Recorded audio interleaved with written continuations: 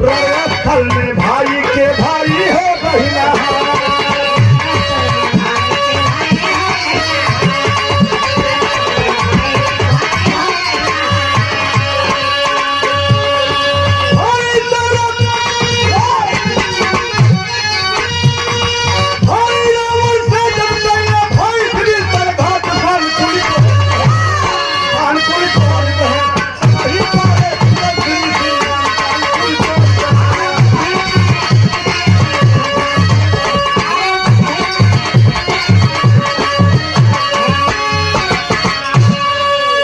स्थल में भाई के भाई हो दहिना हाथ। जब रावण धराशाही हुआ, राम के पारों से मुर्शिद पड़ा है। जब राम लक्ष्मण राजनीतिक ज्ञान लेने के लिए सुरेंद्र बड़ी पॉइंट की बात बता रहा हूँ।